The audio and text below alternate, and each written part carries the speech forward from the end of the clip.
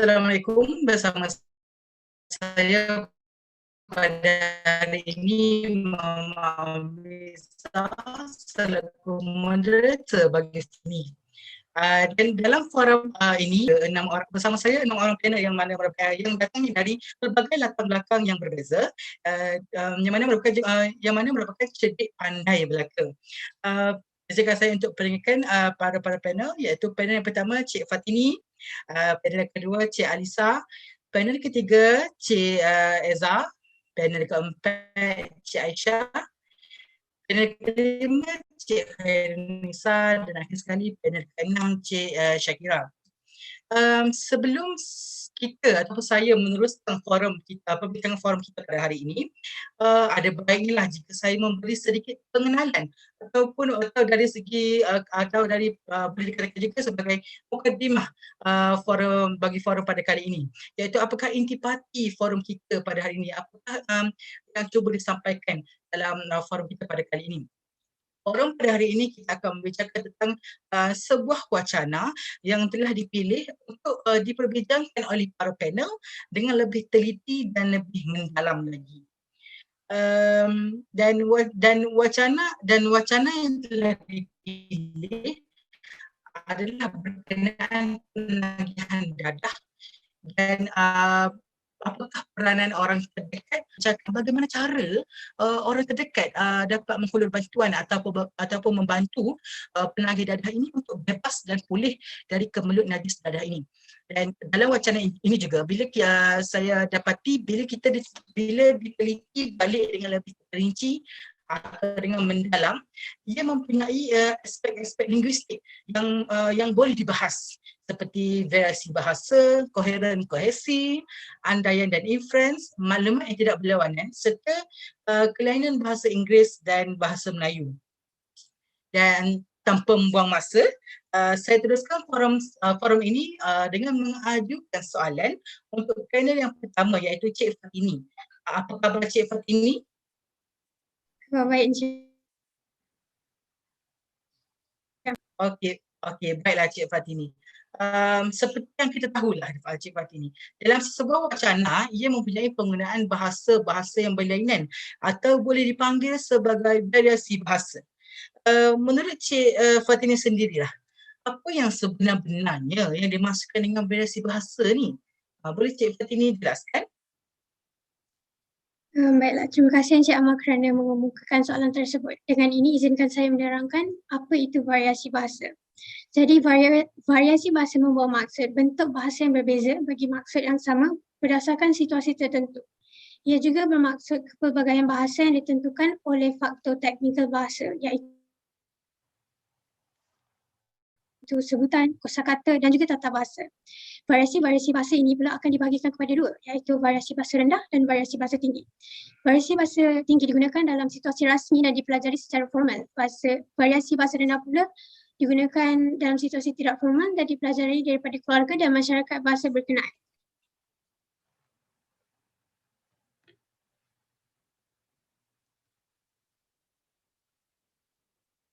Okey, baiklah. Terima kasih Cik Fatini. Dan menurut sudut pandangan atau idea Cik Fatini juga lagi, menurut Cik Fatini, dalam wacana yang diperbincangkan ini, apakah ada atau apakah variasi bahasa yang digunakan? Boleh Cik Fatini kupaskan? Baiklah. Variasi bahasa pertama yang dapat dikesan dalam wawancara tersebut ialah bahasa formal. Sudah pasti bahasa formal akan digunakan dalam wawancara ini kerana ini merupakan situasi formal. Bahasa formal ialah variasi bahasa yang mempunyai peraturan yang telah ditetapkan, sama ada dari segi sebutan, sistem imbuhan, binaan dan susunan ayat serta pemilihan perkataan. Kebiasaannya bahasa formal digunakan dalam majlis yang rasmi seperti wawancara ini. Jika ditelusuri, bahasa formal mengambil kira sebutan, intonasi, pilihan perkataan, nahu, penggunaan bahasa dan budaya sesuatu bahasa itu sepenuhnya. Dapatan saya ialah yang pertama, penyalahgunaan dadah bukanlah satu isu yang baru di negara kita. Yang kedua ialah umum tahu kesannya boleh mendatangkan kemudaratan kepada kesihatan fizikal, mental, emosi dan tingkah laku. Daripada dapatan-dapatan yang telah saya sebutkan sebentar tadi, kita boleh mendapati bahawa ayat-ayat tersebut adalah teratur, lengkap dan memberi gambaran yang beradat serta hormat dalam konteks formal. Sebab-sebab bahasa formal digunakan dalam wawancara ini adalah untuk menunjukkan profesionalisme. Jika seseorang memulakan wawancara dengan bahasa yang tidak formal, ia akan menunjukkan yang mereka tidak profesional dalam kerja mereka. Jadi penggunaan bahasa formal amatlah penting. Yang kedua, kenyataan menjadi lebih jelas supaya pendengar dan penonton dapat memahami sepenuhnya penyampaian maklumat yang disampaikan. Bahasa formal adalah lebih mudah untuk difahami ramai kerana susunan ayatnya yang teratur dan penggunaan perkataan yang sesuai. Yang ketiga, pula bahasa formal memberi penekanan dan kepada kenyataan agar ia kedengaran serius supaya penonton akan mengambil serius isu-isu yang disampaikan. Seperti yang kita tahu, isu penagihan dadah ini tidak boleh diambil mudah. Hal ini demikian kerana isu ini boleh membawa maut. Jadi penggunaan bahasa lain akan menyebabkan pendengar salah sangka penyampai tidak serius tentang isu ini. Seterusnya, variasi bahasa yang kedua yang dapat dikesan dalam wawancara ini ialah bahasa tidak formal. Bahasa tidak formal membawa maksud sejenis variasi bahasa yang tidak mempunyai peraturan khusus. Variasi bahasa ini bebas dan tidak terikat dengan mana-mana peraturan serta format. Kebiasaannya digunakan dalam situasi tidak rasmi seperti perbualan harian. Dapatan saya ialah nampak bekerja tu kat pejabat tu kan, masih kat pejabat. Tapi Puan Siti Maria, maaf kalau kita bercakap mengenai pemuliaan ini dan lagi-lagi pada mereka yang terlibat dalam penagihan dadah ni, pasti ada cabaran yang mana AADK sahaja yang tahu. Berdasarkan dapatan-dapatan ini, saya dapat mengesan penggunaan perkataan tidak formal seperti tu, ni, kad, kan. Perkataan dan kan merupakan versi bahasa tidak formal bagi perkataan bukan. Ia selalu digunakan dalam intonasi pertanyaan. Manakala perkataan tu dan ni merupakan versi bahasa tidak formal bagi perkataan itu dan ini yang merupakan kata ganti nama tunjuk umum. Kad pula adalah bahasa tidak formal bagi perkataan dekat. Sebab penggunaan bahasa tidak formal dalam wawancara ini adalah untuk memberi penyampai berbicara dengan lebih selesa dan mudah. Hal ini demikian kerana setiap orang lebih selesa untuk berbual dengan menggunakan bahasa tidak formal berbanding bahasa formal. Yang kedua pula mewujudkan suasana wawancara yang lebih santai. Dengan adanya suasana yang lebih santai, penyampai akan kurang gemetar untuk menyampaikan maklumat. Yang ketiga pula mengelakkan suasana serius yang akan mengakibatkan kebosanan. Hal ini demikian kerana situasi yang terlalu serius boleh menyebabkan penyampai maupun pendengar tidak berminat untuk mendengar wawancara tersebut. Itu sahaja daripada saya akan serahkan forum ini kembali kepada Encik Amar. Baiklah, terima kasih Cik Fatini atas penerangan bagi saya yang cukup jelas sebentar tadi. Sekarang kita beralih pula kepada panel yang kedua iaitu Cik Alisa. Apa khabar Cik Alisa? Baik, Cik Amar. Okey, terima kasih Cik Alisa kerana sudi meluangkan masa untuk melibatkan diri bagi forum ini. Dan baiklah Cik Alisa, seperti yang diperkatakan oleh Cik Fatini sebentar tadi, menurut pandangan beliau mendapati bahawa dalam wacana ini mempunyai bahasa formal dan bahasa tidak formal. Apakah Cik Alisa setuju dengan pendapat Cik Fatini atau ada sebarang penambahan yang Cik Alisa ingin tambah? Silakan Cik Alisa. Saya setuju dengan apa yang Cik Fatini sudah jelaskan. Tetapi ada penambahan, kami dapat di dalam wawancara ini bukan sahaja terdapat bahasa formal dan bahasa tidak formal. Terdapat juga bahasa basahan, iaitu bahasa kolokial. Bahasa basahan ialah bahasa yang bersifat percakapan atau basahan. Bahasa basahan ialah bahasa pertuturan sehari-hari. Bahasa ini tidak mementingkan unsur tata bahasa kerana yang penting pada bahasa ini ialah unsur kefahaman dan antara penutur dan pendengar. Oleh itu ia tidak digunakan dalam tulisan atau ucapan rasmi. Antara dapatan yang kami dapat untuk bahasa basahan ialah kita nak bawa dia pada satu dimensi yang kuat baru mengatakan yang dia boleh, yang itulah cabaran. Tapi kalau sukarela dia tak ada isu. Yang kedua, kejap lagi kita nak tanya Puan Stigma dia macam mana kalau berkaitan dengan keluarga, tetapi sebelum itu kita tanya juga pandangan orang tentang topik kita pada hari ini. Itu antara dapatan yang kami dapat untuk bahasa basahan. Sebab kenapa bahasa-bahasa ini digunakan oleh penyampai, mungkin kerana penyampai agak khusyuk bercerita dan menyampaikan maklumat, tetapi penyampaian maklumat masih jelas walaupun tata bahasanya tidak beberapa betul. Maklumat itu mesti lengkap dan terima serta difahami oleh penonton. Seterusnya, bahasa kasar. Bahasa kasar atau bahasa kesat ialah bahasa yang tidak sopan dan kurang beradab dalam pertuturan. Mengikut kamus linguistik, ungkapan bahasa kasar bererti kelainan bahasa yang biasanya digunakan oleh golongan berkedudukan rendah dari segi sosial dan pendidikan. Dapatan yang kami dapat ialah orang pandang kita tengok muka gering macam ni, siapa nak bagi kita kerja? Muda-muda esok anak dah jadi gila. Ada yang kita dapat perkataan tadi tu gering dan gila. Sebab bahasa kasar yang didapati dalam wawancara ini digunakan majoritinya oleh bekas menagih dadah iaitu Encik Muhammad Rosli. Ini mungkin kerana beliau terbiasa menggunakan bahasa kasar ketika bertutur, maka cara penyampaian beliau sedikit kasar, tapi ia meyakinkan penonton bahawa cara beliau bertutur adalah dari pengalaman beliau sebelum ini. Seterusnya adalah bahasa halus. Bahasa halus ialah bahasa atau perkataan lain yang lebih lembut, digunakan untuk menggantikan perkataan yang dikatakan kasar atau menyentuh perasaan orang lain. Bahasa ini lebih lembut daripada bahasa kasar. Bahasa halus merupakan satu sistem bahasa yang beradab, bersopan santun dan berbudaya tinggi. Berbeza dengan bahasa kasar. Dapatan yang kami dapat ialah terdahulu seorang doktor berupatan tewas dan terjerumus ke lembah penagihan dadah untuk tempoh yang lama, dan ya Allah, ya Tuhanku, kau cabut jerah nyawa aku. Tapi terfikir pula, aku ni orang Islam, kalau mati apa yang aku bawa? Sebab bahasa halus digunakan dalam wawancara ini adalah untuk memastikan penyampaian maklumat itu tidak menyinggung mana-mana sensitiviti mana-mana pihak, dan memastikan percakapan penyampai itu sendiri menjadi lebih sopan dan penyampaian boleh diterima oleh mana-mana pendengar dan penonton. Itu sahaja dari saya. Baiklah, Cik Alisa. Dan Cik Alisa, saya juga ingin bertanya lah. Sebab sebentar tadi Cik Alisa katakan yang dalam Cik Alisa juga menyebabkan bahawa dalam wacana ini menggunakan bahasa halus, bahasa kasar. Dan satu lagi, dan saya tanya lah, apakah sebenarnya kepentingan variasi bahasa dalam sebuah wacana tu? Penting ke penggunaan variasi bahasa dalam wacana tu? Terima kasih Encik Amar kerana mengajukan soalan yang amat menarik.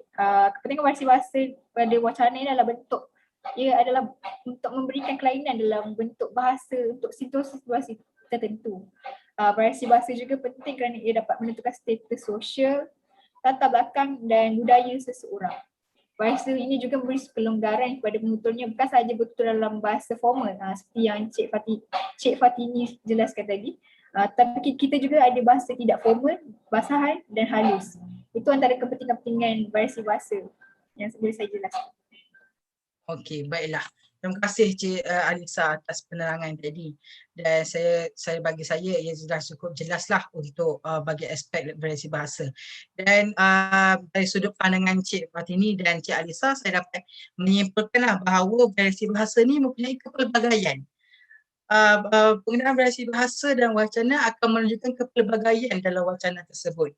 Dan penggunaan variasi bahasa juga mestilah sesuai dengan wacana supaya maklumat yang hendak disampaikan dapat disampaikan dengan jelas dan jitu.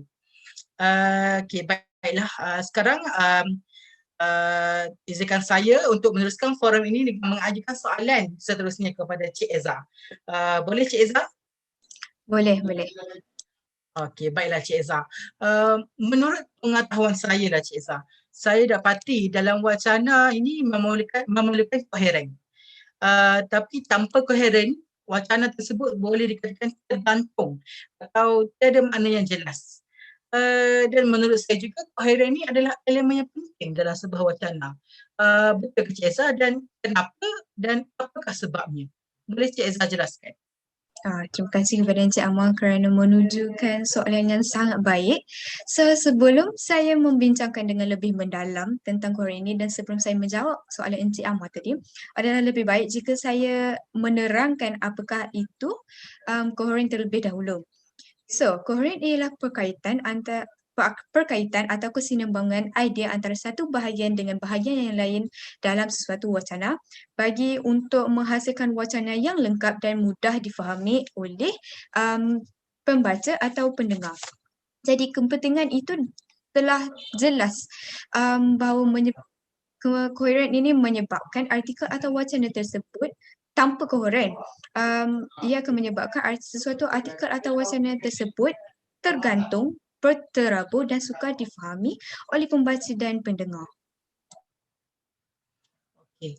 Dan soalan saya juga ingin tujukan soalan kepada Cik Eza berkaitan dengan apa yang diterangkan Cik Eza sebentar tadi. Adakah dalam wacana yang kita berbincangkan pada forum kali ini, menurut Cik Eza, adakah ianya mempunyai koheren yang baik ataupun sebaliknya? Terima kasih. So berdasarkan analisis yang telah saya lakukan, keseluruhan wacana tidak menunjukkan koheren yang baik dan jelas pada pendapat saya. Ini kerana wacana ini ingin membincangkan tentang pelbagai aspek seperti cabaran seorang bekas penagih dadah, pengalaman mereka sebagai seorang penagih dadah dan juga peranan orang-orang sekeliling dalam membantu orang-orang yang telah terjerumus dalam najis dadah ini. Tetapi jika kita lihat secara spesifiknya pada setiap perenggan, ia menunjukkan koheren yang sangat baik dengan menggunakan pelbagai wacana. Antara pelbagai wacana yang digunakan dalam wacana ini ialah wacana temporal untuk menunjukkan maksud ketika, wacana adversative bagi menunjukkan maksud sebaliknya dan juga penada wacana causal bagi menunjukkan sebab. Antara dapatan dan contoh yang boleh saya berikan ialah yang pertama, menurut statistik terkini oleh Agensi Anti Dadah Kebangsaan AATK, sebanyak 95,505 rakyat Malaysia terbabit dalam penyalahgunaan dadah di mana 95.8% ialah dalam kalangan lelaki, manakala 4.2% lagi ialah daripada kalangan perempuan. Walau bagaimanapun, jika dahulu dadah seringkali dikaitkan dengan golongan bawahan, sekarang golongan profesional juga turut terjebak. Ini menunjukkan penggunaan penanda wacana adversative bagi menunjukkan maksud sebaliknya dengan menggunakan penanda wacana walau bagaimanapun. Seterusnya, antaranya ialah terpengaruh dengan rakan sebaya dan desakan hidupnya dihadapi terutama ketika musim pandemik ini. Justeru, apakah peranan yang terdekat dalam membantu mereka yang sudah terjebak dengan najis dadah ini kembali ke pangkal jalan dan kekal bebas dadah? Penggunaan penada wacana justeru menunjukkan juga penggunaan penada wacana adversative bagi menunjukkan maksud sebaliknya. Seterusnya, bagi menunjukkan kronologi dalam pengalaman seorang bekas penagih dadah itu, ia menggunakan penada wacana temporal bagi menunjukkan ketika. Yang pertama ialah penggunaan penada wacana pertama yang mula-mula sekali dalam berkenaan dengan pencegahan lah. Yang seterusnya ialah penada wacana seterusnya. Yang kedua adalah berkenaan dengan perkhidmatan rawatan dan pemulihan. Kedua-dua penanda wacana yang pertama dan seterusnya yang kedua ini menunjukkan penanda wacana temporal bagi menunjukkan proses kronologi. Dan yang terakhir ialah semua penagih yang sangat-sangat hebat. Jadi saya belajar cara hidup dengan dorang. Wacana ini menunjukkan mereka menggunakan penanda wacana jadi, iaitu penanda wacana causal bagi menunjukkan sebab. Sekian, terima kasih. Okey, baiklah. Terima kasih Cik Eza atas penerangan tadi. Saya setuju dengan Cik Eza yang mana koheren sangat penting dalam wacana kerana ia akan menunjukkan kesinambungan idea bagi wacana tersebut. Yang mana wacana tersebut menerangkan satu isu yang sama dan bukan berbeza-beza. Okey, sekarang forum diteruskan lagi dengan panel yang seterusnya, Cik Aisyah. Apa khabar Cik Aisyah? Khabar baik. Okay, baiklah Cik Aisyah. Izinkan saya Cik Aisyah untuk mengajukan soalan kepada Cik Aisyah.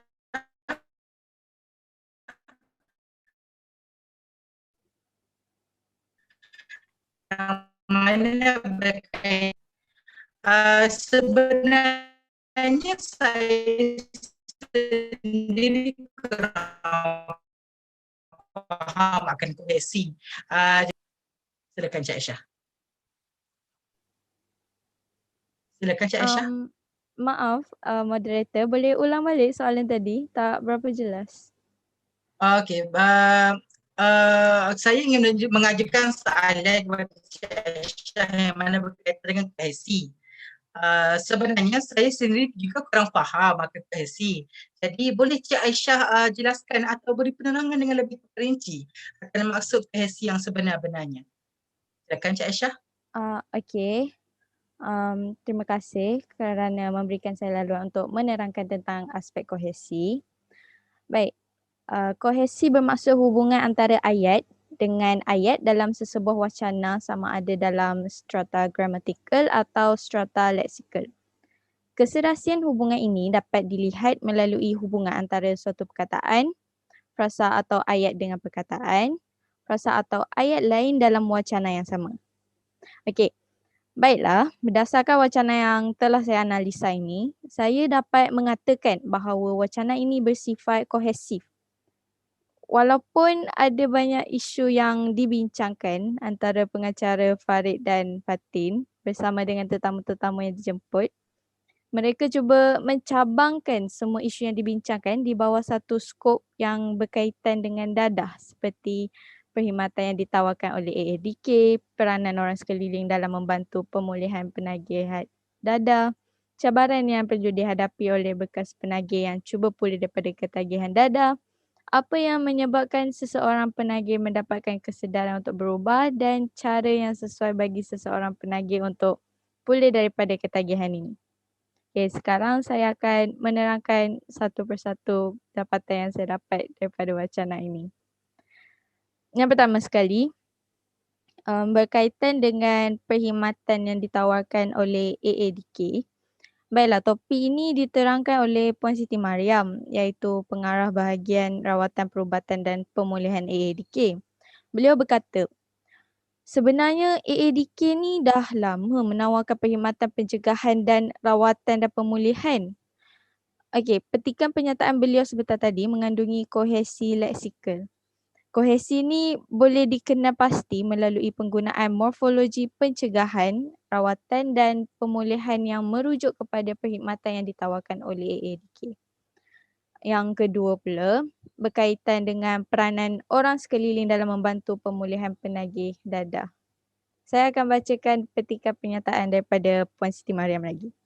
Beliau berkata, seperti yang kita tahu, apabila kita lahir, orang yang mula-mula kita jumpa adalah keluarga. Pernyataan ini mengandungi kohesi oleh kerana penggunaan morfologi keluarga yang merujuk kepada klausa orang yang mula-mula kita jumpa. Jadi ada kaitan di antara morfologi dan klausa di dalam ayat ini. Yang ketiga pula, berkaitan dengan cabaran yang perlu dihadapi oleh bekas penagih yang cuba pulih daripada ketagihan dadah. Topik ini diterangkan oleh Encik Muhammad Rosli iaitu seorang bekas penagih dadah. Dia berkata, tapi bila kita nak jadi normal ni, cabaran dia lagi besar. Diskriminasi lah, nak dapatkan peluang-peluang pekerjaan lah. Orang pandang kita tengok muka gering macam ni, siapa nak bagi kerja?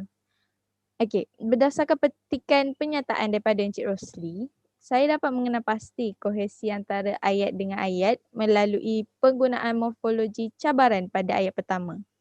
Pada ayat yang kedua pula, morfologi diskriminasi dan klausa dapatkan peluang-peluang pekerjaan, menunjukkan kaitan antara ayat pertama dengan ayat kedua. Yang keempat, berkaitan apa yang menyebabkan seseorang penagih mendapatkan kesedaran untuk berubah. Berdasarkan pengalaman yang dikongsikan oleh Encik Rosli, dia berkata, pada peringkat awal tu, saya mula sampai kesedaran bila saya sakit. Pernyataan ini mengandungi kohesi. Ia dapat dikenal pasti melalui penggunaan morfologi kesedaran dan sakit. Morfologi sakit merujuk kepada morfologi kesedaran.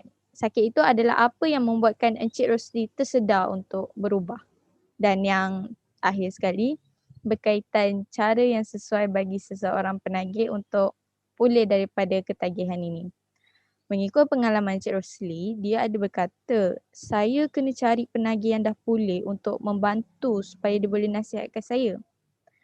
Pernyataan ini mengandungi kohesi oleh kerana penggunaan morfologi seperti membantu dan penggunaan frasa nasihatkan saya. Frasa nasihatkan saya merujuk kepada morfologi membantu. Jadi ia sekaligus menunjukkan kaitan antara dua morfologi atau frasa tersebut. Ini saja yang dapat saya rumuskan bagi aspek kohesi. Saya serahkan semula kepada moderator.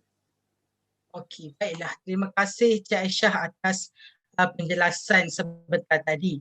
Dan berdasarkan penerangan Cik Aisyah sebentar tadi, saya boleh membuat kesimpulan yang kohesi ini sangat diperlukanlah dalam wacana supaya wacana tersebut jelas dengan apa yang maklumat ataupun idea yang cuba disampaikan. Kesepaduan idea itu sangat penting dalam wacana demi mencapai wacana yang bagus. Dan seterusnya, forum ini akan diteruskan lagi dengan mendapatkan pendapat dari Cik Khairunisa. Apa khabar Cik Khairunisa? Ya, Alhamdulillah saya khabar baik. Terima kasih. Okey, baiklah. Alhamdulillah Cik Khairunisa. Baiklah Cik Khairunisa, soalan yang saya ingin tanyakan adalah berkaitan dengan andaian dan inference dalam wacana. Apa yang dimaksudkan dengan andaian dan inference?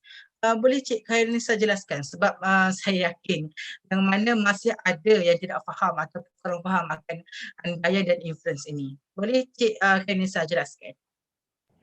Okay, baik. Terima kasih untuk soalan saya, Cik Amah. Betul memang andaian dan inference sebenarnya mudah saja, tetapi seperti mana yang Cik Amah katakanlah, andaian dan inference ni ada yang tidak memahaminya lagi. Baiklah, definisi bagi andaian dan inference, saya akan mulakan dengan andaian ya. Dia merupakan sebuah sintaksis yang memberi maklumat baharu kepada pembaca atau pendengar. Manakala inference adalah sebuah kenyataan yang dibuat oleh penulis atau pembicara itu sendiri telah menyampaikan andaiannya. Dalam bahasa yang mudahlah, andaian dan inference ni seperti mana dalam sebuah kajian sains. Jikalau andaian itu dilakukan, maka kita perlukan sebuah inference untuk mengukuhkan lagi andaian tersebut. Jadi itu adalah maksud andaian dan inference. Okey, baiklah. Terima kasih Cik Khairunisa atas penerangan tentang andaian dan inference, masuk andaian dan inference. Dan saya ingin tanyakan lagi, menurut Cik Khairunisa juga lagi, dalam wacana yang kita bincangkan hari ini, dalam forum kali ini, adakah ia mempunyai andaian dan inference yang Cik Khairunisa katakan sebentar tadi? Baik, soalan yang bagus ya Encik Amah. Dalam wacana ini sebenarnya terdapat pelbagai andaian dan inference ya, ada beberapa. Tetapi pada hari ini saya akan menjelaskan 5 dapatan yang dapat diperoleh daripada wacana video pilihan ini. Okey, pertama sekali kita boleh dapati andaian dan inference pada pembuka video wacana ini. Okey, andaiannya adalah terdapat banyak faktor yang mendorong kepada penagihan darah. Inference bagi andaian ini adalah antaranya ialah terpengaruh dengan rakan sebaik dan desakan hidup yang dihadapi terutama sekali ketika musim pandemik ini. Di sini kita boleh dapati bahawa seseorang itu membuat andaian bahawa terdapat banyak faktor yang menyebabkan penagihan darah ini berlaku ya. So inference yang dapat mengukuhkan andaian ini adalah ia memberikan sebab-sebab mengapa sebab-sebab contoh mengapa terjadinya penagihan darah ini. Seterusnya, Puan Siti Mariam Musidan selaku pengarah bahagian rawatan perubatan dan pemulihan bagi agensi anti-dadah kebangsaan dalam singkatannya AADK, beliau ada membuat andaian kalau dia cakap berhenti menagih, dia belum pulih. Dan inference bagi andaian ini adalah maksudnya dia berhenti menagih, ada perubahan tingkah laku, perubahan emosi dan boleh meningkatkan kepulihan dia segala aspek psikologi dia. Di sini Puan Siti Mariam bercakap tentang penagih dadah ya. Dia membuat andaian bahawa jika seseorang penagih dadah itu cakap dia berhenti menagih, seseorang penagih itu masih belum pulih sepenuhnya. Dan untuk mengukuhkan andaiannya, Puan Siti Mariam mengatakan bahawa bagi bagi memastikan seseorang itu adalah sudah pulih, seorang penagih itu sudah pulih, mereka adalah seseorang yang dapat terdapat perubahan daripada segi tingkah laku, emosi dan dapat mengekalkan segala aspek tersebut dalam aspek psikologi dia. Bagi dapatan ketiga, Farid iaitu pengacara bagi wacana tersebut ada membuat andaian bahawa terdapat pelbagai permasalahan dan cabaran bagi penagih dadah yang datang daripada orang sekeliling serta sistem sokongan. Penagih dadah ini mahu pulih, tetapi keluarga diskriminasi, masyarakat diskriminasi, jadi ini menyebabkan kesukaran. Okey, ini adalah andaian yang dibuat daripada Encik Farid ya. Dan imprint yang diberikan adalah daripada Puan Siti Mariam. Puan Siti Mariam mengatakan bahawa diskriminasi ini datang pada keluarga dan masyarakat kerana terdapat mereka yang boleh menerima dan terdapat mereka yang tidak boleh menerima. Hal ini kerana terdapat sebuah pemikiran yang sudah tersemat ya, bahawa seorang penagih dadah ini akan membawa masalah dan isu kerana mereka ni ialah penagih dadah kan, so orang akan berasa takut dan ini akan menyebabkan penagih dadah yang ingin berubah itu menjadi mengundurkan diri daripada untuk berubah menjadi lebih baik. Seterusnya terdapat andaian daripada pandangan orang terdekat iaitu Amirul namanya. Beliau membuat andaian bahawa mengenal pasti dan merapakan diri untuk memahami situasi punca mengapa mereka berbuat demikian. Inference beliau adalah rajinlah melawat mereka yang sedang dirawat di pusat pemulihan agar mereka terus bersemangat dan merasakan ramai yang menanti kepulangan mereka setelah selesai menjalani rawatan. Di sini kita dapat menyimpulkan bahawa Amirul ini membuat andaian seseorang itu harus memahami penagih dadah ini agar mereka dapat meneruskan rawatan pemulihan supaya mereka jadi lebih baik. Dan akhir sekali kita ada andaian daripada seseorang penagih dadah yang telah tulis iaitu Encik Muhammad Rusli. Beliau membuat andaian bahawa cabaran seseorang penagih dadah ini adalah lagi besar. Okey, interest beliau adalah diskriminasi lah. Interest beliau adalah seorang penagih dadah ini mendapat diskriminasi dalam bentuk di mana kalau mereka ingin mendapatkan pekerjaan, ini adalah susah kerana orang berpandangan penagih dadah ini tidak baik. Sebab menurut Encik Rusli, penagih dadah ini diiktiraf sebagai penjenayah. Jadi ini menyebabkan orang berasa tidak percaya terhadap penagih dadah. Jadi berikut adalah andaian dan interest yang dapat diperoleh pada video tersebut. Itu sahaja daripada saya.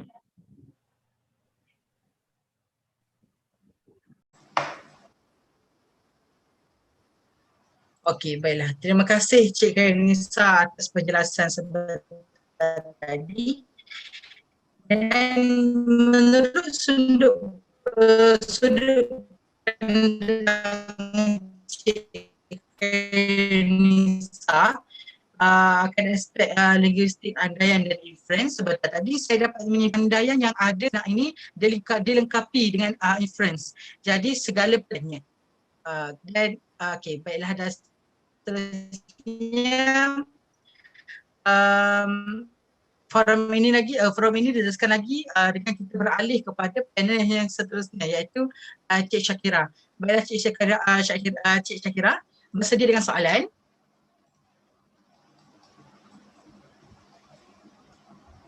Okay, saya ingin bertanya kepada Cik Syakira akan aspek linguistik maklumat yang tidak berlawanan. Apakah maksud yang di sebalik aspek linguistik ni, Cik Syakira? Okey, baik. Terima kasih Encik Amar. Maklumat yang tidak berlawanan ni maksudnya mudah saja. Maklumat yang tidak berlawanan ialah dapatan maklumat yang berkaitan dengan tema wacana yang kita pilih dan selari dengan tujuan wacana. Okey, dan juga dari pandangan Cik Syakira jugalah, setelah menganalisis wacana ini, adakah wacana ini mempunyai maklumat yang tidak berlawanan? Ya, pada pandangan saya, wacana ini mempunyai beberapa maklumat yang tidak berlawanan. Dan jadi boleh Cik Syakira terangkan dengan lebih mendalam apakah dah ada ataupun hasil atau pendapatan yang Cik Syakira dapat dari wacana ini? Terima kasih Encik Ahmad. Saya akan menerangkan mengenai maklumat yang tidak berlawanan dan tema yang digunakan untuk wacana ini.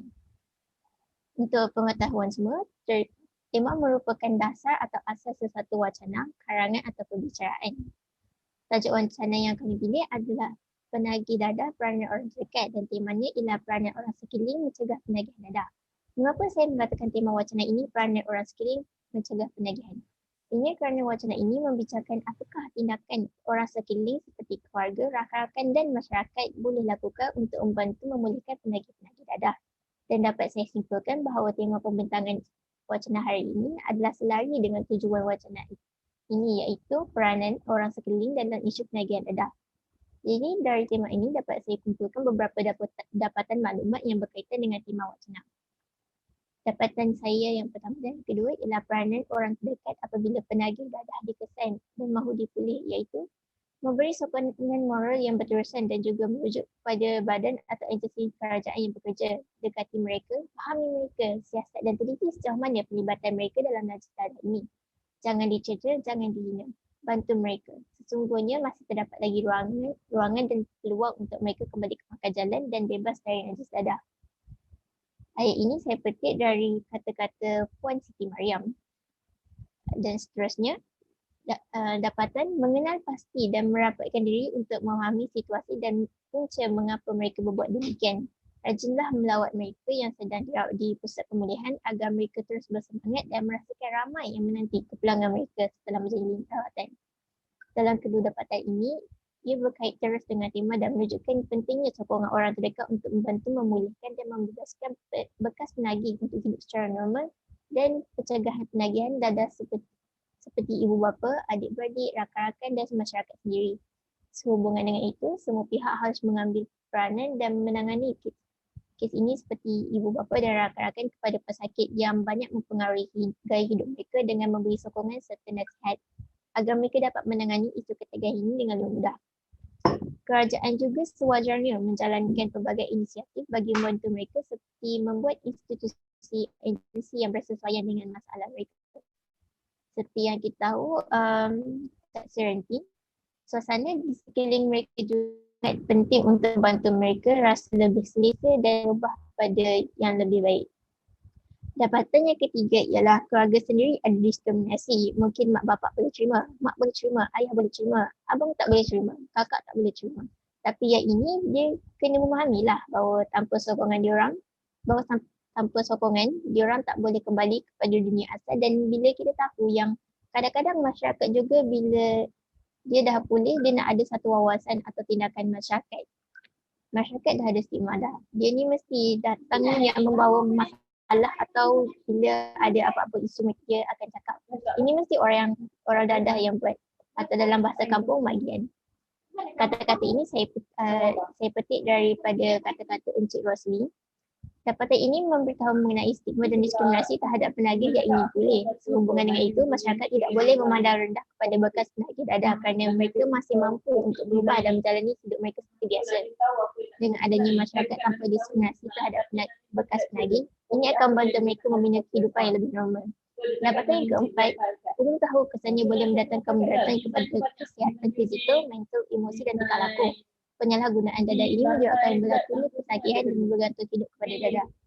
Dapatan ini sangat berkait rapat dengan tema wacana. Dapatan ini menerangkan kesan-kesan ketagihan dadah yang berlaku pada individu yang menyalahgunakan dadah. Berdasarkan wacana ini, saya difahamkan bahawa dalam dunia penagihan ini terdapat beberapa penyakit yang dikatakan popular seperti tuberculosis dan pelbagai lagi penyakit berkaitan paru-paru dalam dunia penagihan. Kesan dari pengambilan dadah juga menyebabkan pengguna hilang kawalan sehingga mendorong mereka untuk bertindak di luar kawalan diri dan kadang-kadang menyakiti diri sendiri dan orang sekeliling.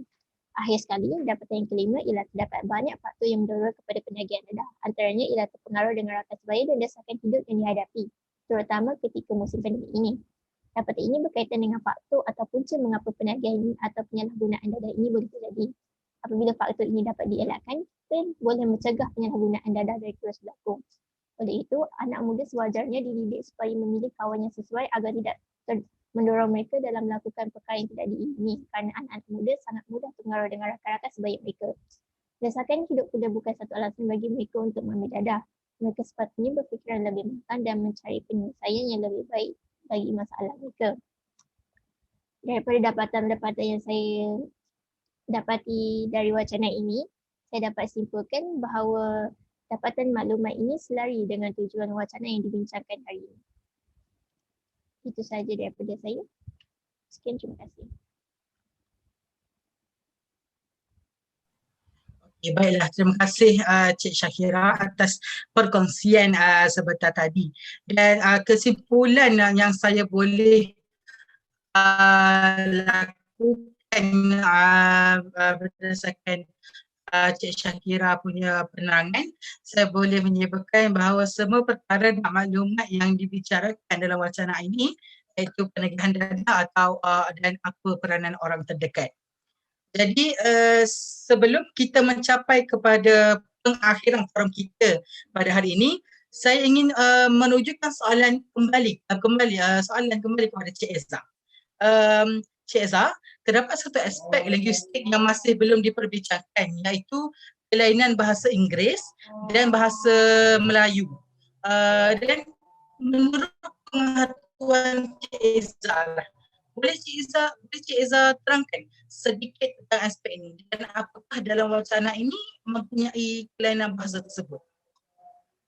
Terima kasih Cik Amar. Dalam konteks ini, kelainan antara bahasa Melayu dan bahasa Inggeris menunjukkan kelainan daripada segi konsep. Bahasa Inggeris menggunakan konsep diterangkan dan menerangkan, manakala bahasa Melayu menggunakan konsep menerangkan dan diterangkan. Sebagai contoh dapatan yang saya dapati daripada hasil analisa saya ialah untuk bahasa Melayu, penyalahgunaan dadah menunjukkan konsep menerangkan dan diterangkan. Penyalahgunaan itu menerangkan dadah itu sendiri dan dadah itu ialah perkara yang diterangkan. Dalam bahasa Inggeris, konsep itu berubah menjadi konsep diterangkan dan menerangkan, iaitu drug itu diterangkan, manakala abuse itu menerangkan. Antara contoh lain ialah penagih dadah yang boleh diterjemahkan menjadi drug addict. Perubahan emosi berubah menjadi emotional changes, peranan individu menjadi individual role dan pencegahan awal menjadi early prevention. Itu sahaja. Terima kasih. Okey, baiklah. Terima kasih Cik Eza atas penerangan tadi, dan berdasarkan penerangan yang cukup jelas dari Cik Eza tadi berkaitan dengan kelainan bahasa Inggeris dan bahasa Melayu, saya juga dapat menyebutkan bahawa bahasa Inggeris dan bahasa Melayu menggunakan dua konsep yang berbeza. Manakala bahasa Melayu menggunakan dua konsep yang berbeza. Jadi dengan berakhirnya penerangan Cik Eza seperti tadi, berakhirlah forum kita pada hari ini, dan jutaan terima kasih kepada semua ahli panel yang sudi melibatkan diri dalam forum kita pada hari ini, dan saya harap semua maklumat yang dikongsikan oleh ahli panel dapat diterima oleh semua. Dan dengan itu sampai berjumpa lagi. Sekian, terima kasih.